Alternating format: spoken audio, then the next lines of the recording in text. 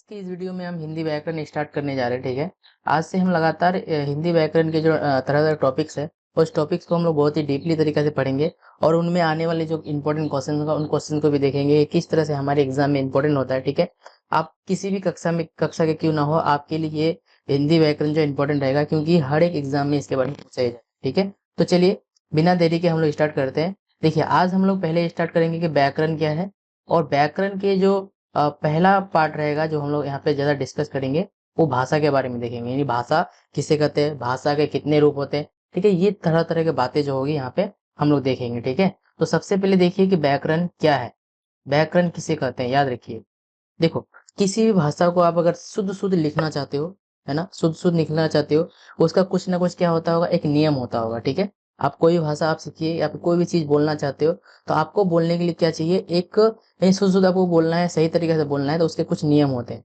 ठीक है, तो उन नियमों को जहां पर भी लिखा होता है, ठीक है, जहां पर लिखा होता है उनके जो जहां पे हम लोग पढ़ते हैं, उसी को हम लोग क्या कहते हैं, व्याकरण कहते हैं। ठीक है, आप सीधा भाषा में बोल सकते हो, किसी भी भाषा की संरचना, यानी कि आप अगर कोई भाषा को लिखना चाहते हो, उनमें मतलब क्या क्या बातें, संरचना कैसे इसकी उत्पत्ति हुई है, उसके बाद उसके शब्दों, उसके वाक्यों को किस प्रकार से मतलब जोड़ के लिखा जाता है, जब हम लोग इसका अध्ययन करते हैं, जहां पे इसका अध्ययन किया जाता है, उस इन शास्त्र को हम लोग क्या कहेंगे, व्याकरण कहेंगे। क्या कहेंगे, व्याकरण कहेंगे। ये प्रत्येक भाषा का क्या होता है, अपना अपना एक व्याकरण होता है। ठीक है, प्रत्येक भाषा का क्या होता है, अपना एक व्याकरण होता है। ये बात भी आपको याद रखना है, प्रत्येक भाषा का क्या होता है, एक व्याकरण होता है। इस टॉपिक को आपको यहाँ पे भी ये सोच के जाना है। ठीक है, तो अगर मान के चलिए आप हिंदी भाषा को मतलब उसकी विविधता को समझना चाहते हैं, तो आपको सबसे पहले क्या समझना होगा, हिंदी का जो व्याकरण है वो उसका ज्ञान होना जरूरी है। ठीक है, ये याद रखिएगा, किसी भी भाषा को आपको अगर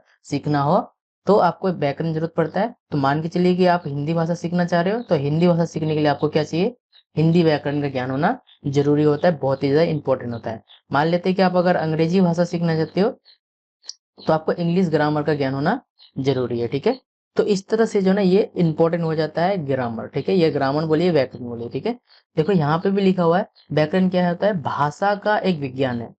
भाषा का क्या है, विज्ञान है, जो हमें भाषा को सही और शुद्ध प्रयोग करने के लिए मार्गदर्शन देता है, या फिर दिशा निर्देश देता है, या फिर ज्ञान देता है, या फिर कैसे आपको लिखना है, कैसे आपको समझना है, इसके बारे में ये जानकारी देता है। क्या चीज कौन देता है बोलो तो, आपको ये ग्रामर ही देगा। ठीक है, ये याद रखना है हमें। ठीक है, यानी कि हिंदी व्याकरण ही आपको क्या देगा, आपको हिंदी अगर सीखना है भाषा, तो आपको उसके लिए क्या करना होगा, उसका ज्ञान होना जरूरी है, यानी व्याकरण का ज्ञान होना जरूरी है। ठीक है, ये था शॉर्ट भाषा में। आपसे कभी कभी पूछा था व्याकरण क्या है, तो आप सीधा अगर एक शब्दों में दीजिएगा, देख, जो हमें भाषा को सही और शुद्ध रूप में बोलना और लिखना सिखाता है, उसे ही हम क्या कहेंगे, व्याकरण कहेंगे। ठीक है, सीधा आप ये शॉर्ट में इसका आंसर दे सकते हो। ठीक है, तो चलिए हम आगे बढ़ते हैं। हाँ, देखो, अब हम यहाँ पे देखेंगे भाषा किसे कहते हैं। ठीक है, ये हमको क्या करना है, यहाँ पे इस टॉपिक के बारे में जो है डिटेल्स में पढ़ना है। ठीक है, तो देखिए, जितने भी दुनिया में मनुष्य है या फिर जीव जंतु है, ठीक है, तो वो अपना जो विचार होता है ना, ठीक है, अपने विचार को क्या करते हैं, एक दूसरे को साझा करते हैं। एक दूसरे को क्या करते हैं, साझा करते हैं। साझा करते हैं मतलब एक दूसरे पर, मतलब जैसे देखिए, हम समझा रहे हैं ना, तो कोई ना कोई इस एक चीज का उपयोग करते हुए समझा रहे हैं। ठीक है, ठीक है, तो आप देखिए, जो हमने हमारे मन में जो विचार आया, ठीक है, तो हम क्या कर रहे हैं, आपको हम समझा रहे हैं, इसी विचार को किसी न किसी माध्यम के द्वारा मतलब कि हमको समझाना पड़ रहा है, तो इसे हम क्या कहेंगे, भाषा कहेंगे। ठीक है, इसे क्या कहेंगे हम लोग, भाषा कहेंगे। ठीक है, तो हम लोग यहाँ पे अगर इसका सही एक परिभाषा लिखना चाहे तो किस तरह से होगा, ठीक है, हम यहाँ लिख दे रहे हैं। देखिए, इसका अगर एक परिभाषा लिखेंगे, तो मनुष्य अपने मन के विचारों को विचारों को जिस माध्यम से जिस माध्यम से देखिए, मनुष्य अपने मन के विचारों को जिस माध्यम से क्या करते हैं, एक दूसरे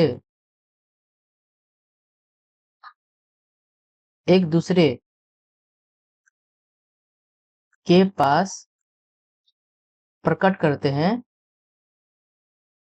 जिस माध्यम से करेंगे उसी माध्यम को हम क्या कहेंगे, प्रकट करते हैं उसे भाषा कहते हैं। ठीक है, देखिए अपने मन के भाव को, विचार को अगर जिस माध्यम के द्वारा हम एक दूसरे से क्या करते हैं, साझा करते हैं, दूसरे के पास हम क्या करते हैं, व्यक्त करते हैं, इसे ही हम क्या कहते हैं, भाषा कहते हैं। ये आपको याद रखना है। ठीक है, तो देखिए भाषा किसे कहते हैं ये हमने यहाँ पे आपको बताया है। ठीक है, तो मनुष्य अपने मन के विचारों को जिस माध्यम के द्वारा एक दूसरे के पास प्रकट करते हैं या फिर एक दूसरे से मतलब साझा करते हैं, उसके बात को समझते हैं और समझाते हैं, तो इसे क्या कहा जाएगा, भाषा कहा जाएगा। ये आपको याद रखना है। ठीक है, तो ये भाषा जो है ना, भाषा के कितने रूप होते हैं, ये भाषा के हम लोग 3 रूप के बारे में जानते हैं। यानी कि भाषा के कितने रूप होते हैं, 3 रूप होते हैं।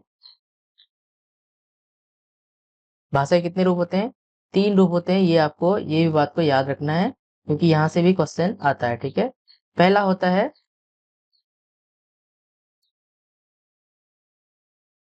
देखो भाषा का मौखिक, देखिए 3 रूप होते हैं। पहला है मौखिक रूप, भाषा का कौन सा रूप, मौखिक। ठीक है, दूसरा होता है लिखित। ठीक है, और तीसरा होता है सांकेतिक। देखिए ये भाषा के कुल कितने रूप हो गए, 3 रूप हो गए। एक मौखिक हो भाषा होता है, एक होता है लिखित होता है, और एक होता है सांकेतिक होता है। तो इस तरह से भाषा के कितने रूप हो गए, 3 रूप हो गए। ये आपको क्या करना है, ध्यान देना है। ठीक है, तो चलिए अब यहाँ पे जो है ना थोड़ा थोड़ा करके क्या करते हैं, भाषा का तीनों रूपों को हम थोड़ा धीरे धीरे करके क्या कर लेते हैं, देख लेते हैं। ठीक है, तो देखो भाषा का तीनों रूपों को हम लोग थोड़ा सा क्या करेंगे, यहाँ पे डिटेल्स में थोड़ा सा जान लेते हैं। ठीक है, देखिए तो सबसे पहले देखिए हमने क्या बताया, मौखिक भाषा।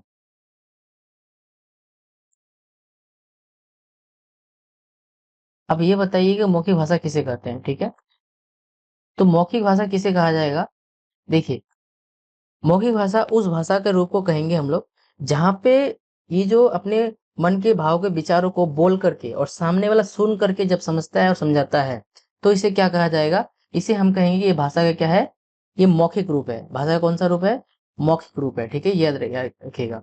यानी कि अपने मन के मन के भाव, विचार, देखिए अपने मन के भाव भाव और विचार को कैसे व्यक्त करेगा, बोल करके, बोल करके, ठीक है, और सामने वाला सुन करके।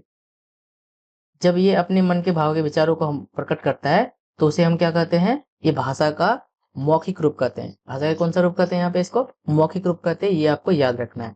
कौन कौन सा इसके एग्जाम्पल में आ जाएगा, अगर पूछा जाए एग्जाम्पल में, जैसे संगीत। संगीत में क्या होता है, वो मुख से मतलब गा करके बताते हैं और हम वहां पे क्या करते हैं, सुन करके ये समझ जाते हैं। ठीक है, उसी तरह से जैसे मैं आपको अभी पढ़ा रहा हूँ, ठीक है, तो पढ़ना भी क्या है, एक मौखिक, सॉरी, पढ़ा रहा हूँ तो आप सुन रहे होंगे, कैसे, आप कान से सुन रहे होंगे। ठीक है, आप जैसे मुंह से मैं बोल के आपको पढ़ा रहा हूँ, तो ये भाषा का कौन सा रूप हो गया, मौखिक रूप हो गया। ठीक है, तो इस भाषा को कौन कौन यूज कर सकता है, बताइए तो जरा। ये आपसे अगर पूछा जाए कि इस भाषा को कौन कौन यूज कर सकता है, कैसे यूज कर सकता है, ठीक है, ये आपसे अगर पूछा जाए तो आप कैसे बताइएगा।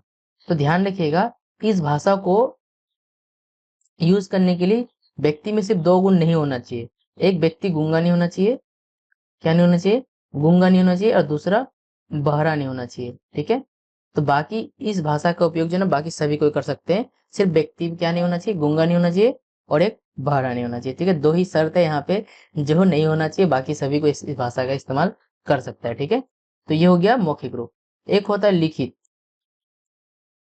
लिखित भाषा। ठीक है, लिखित भाषा किसे कहेंगे, ठीक है, जब हम अपने मन के भाव को, अपने मन के भाव या विचार, ठीक है, मन के भाव या विचार को हम लोग क्या करेंगे, लिख करके समझाएंगे। कैसे समझाएंगे, लिख करके समझाएंगे, और सामने वाला पढ़ करके समझेगा। सामने वाला कैसे समझेगा, पढ़ करके समझता है। तो आप ये समझिए कि भाषा का कौन सा रूप है यहाँ पे, तो भाषा का वो लिखित रूप है। कौन सा रूप है यहाँ पे, भाषा का लिखित रूप है। ठीक है, जैसे मैं आपको यहाँ पे देखिए इस बोर्ड में जैसे मैं पढ़ा रहा हूँ, तो ये कैसे पढ़ा रहा हूँ, लिख करके समझा रहा हूँ। लिख के समझा रहा हूँ तो आप समझिए कि कौन सा रूप है भाषा का। तो ये भाषा का लिखित रूप है। कौन सा रूप है ये भाषा का? लिखित रूप है। ये आपको क्या करना है? याद रखना है। ये आपको क्या करना है? समझना है। ठीक है। तो जब हम लोग मन के भाव को बोल करके और सामने वाला सुन करके समझता है तो उसे हम लोग भाषा का मौखिक रूप कहते हैं। और जब हम अपने मन के विचारों को हम लोग लिख करके मतलब बताते हैं और दूसरे वाला कैसे समझता है? वो पढ़ करके समझता है। तो वो समझिए कि ये भाषा का कौन सा रूप है? लिखित रूप है। ठीक है। ये आपको ध्यान देना है। ठीक है।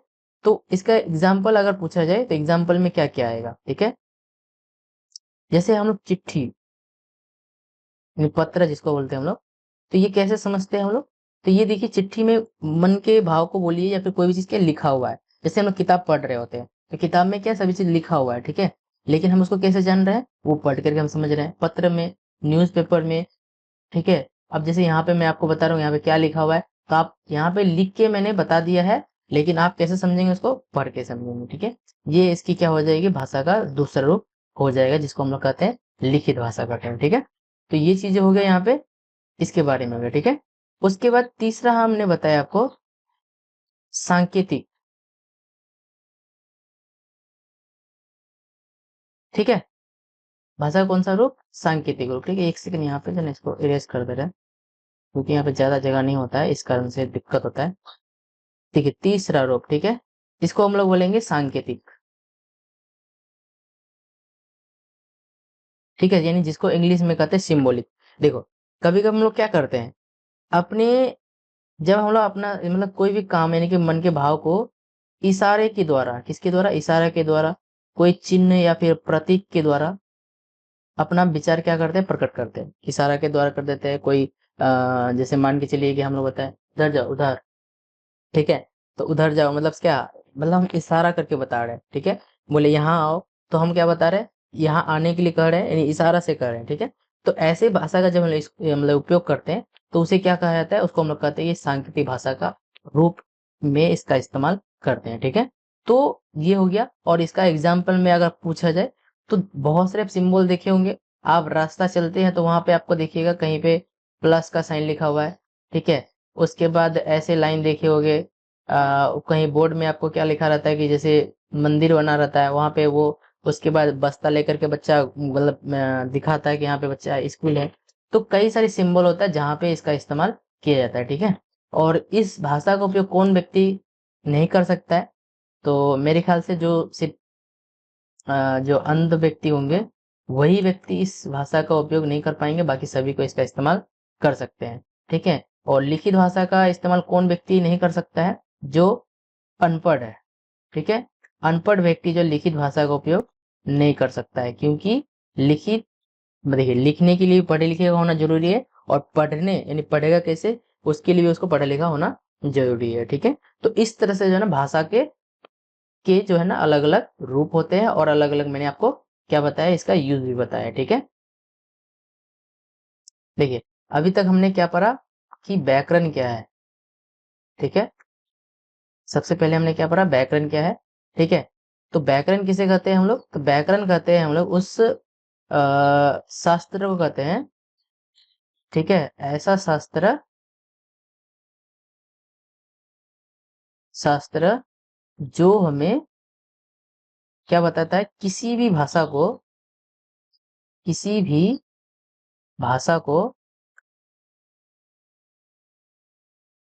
सही सही बोलने, यानी शुद्ध शुद्ध बोलने, सही सही बोलने, और और लिखने सिखाता है। ठीक है। क्या करने सिखाता है? लिखने सिखाता है। ठीक है। मतलब आप अगर सही सही बोलना चाहते हो और कोई भी भाषा को, ठीक है, तो उसके लिए उसका व्याकरण पढ़ना जरूरी है। ठीक है। ये हमने पढ़ा। उसके बाद एक और टॉपिक पढ़ा हमने जिसको कहते हैं भाषा। ठीक है। तो भाषा किसे कहते हैं? देखिए, जब हम लोग अपने मन के विचारों को किसी न किसी माध्यम से क्या करते हैं? एक दूसरे के सामने प्रकट करते हैं, उसके बातों को समझते हैं और अपने बात को भी समझाते हैं। तो ऐसा माध्यम को ही हम लोग क्या कहते हैं? भाषा कहते हैं। ठीक है। तो हम लोग अभी तक में क्या पढ़ रहे थे? हिंदी भाषा के बारे में पढ़ रहे थे। ठीक है। कौन सा भाषा के बारे में? हिंदी भाषा के बारे में पढ़ रहे थे। ठीक है। तो यहाँ पे देखो, हिंदी भाषा के तीन रूप होते हैं। कितने रूप होते हैं? तीन रूप होते हैं, जिसको हमने पढ़ा। एक होता है मौखिक, क्या कहते हैं? मौखिक। एक होता है लिखित, और एक होता है सांकेतिक। ये तीन तरह के भाषाओं को हमने क्या करा यहाँ पे डिस्कस करा है, ठीक है। तो ये रही आपका जाकर के भाषा, ठीक है। ये इंपॉर्टेंट, इसका कई सारे इंपॉर्टेंट क्वेश्चन आते हैं, ठीक है। ये इंपॉर्टेंट ऑब्जेक्टिव क्वेश्चन हम आपके लिए लेके आएंगे नेक्स्ट वीडियो में। देखिए अभी हम पहले क्या करेंगे, पहले एक देखिए 2-3 तरह से हम लोग इस वीडियोस को मिले आप लेके आएंगे आपके लिए।